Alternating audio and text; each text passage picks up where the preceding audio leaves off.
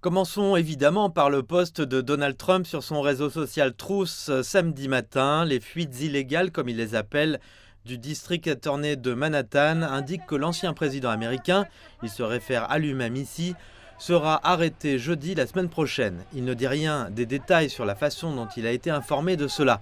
Un avocat a envoyé un message depuis disant à CBS News qu'il ne s'agit là que de spéculations qu'il aurait trouvées dans des médias plutôt que dans de réelles informations internes. Les fuites illégales dont il parle sont une référence, et je cite l'avocat, à des fuites du district attorney à la presse. Il est vrai que les spéculations se sont accrues après que l'équipe de Donald Trump a été autorisée à témoigner devant un grand jury, ce qui n'est pas habituel avant la fin d'une telle procédure. Il n'y a eu aucune annonce officielle ou un quelconque agenda.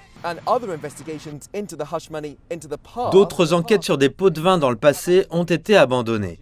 Mais si Donald Trump est mis en accusation cette fois-ci, ce sera la première fois qu'une procédure criminelle est engagée à l'encontre d'un ancien président américain et il pourrait se retrouver des années en prison. On a aussi entendu des conversations entre le procureur et l'équipe de Donald Trump pour s'assurer que l'arrestation, si elle a lieu, serait menée de façon discrète afin d'éviter des problèmes. Il est probable que Donald Trump se rendra lui-même à Manhattan pour commencer la procédure, mais il existe aussi des questions concernant la sécurité. À la fin de son post sur Truth, Donald Trump appelle ses soutiens à manifester et à reprendre la nation entre leurs mains, une rhétorique qui fait écho à ses propos du 6 janvier 2021, quelques heures avant le déferlement de cette foule sur le Capitole, dans une tentative de renverser les résultats d'une élection qu'il avait perdue au profit de Joe Biden.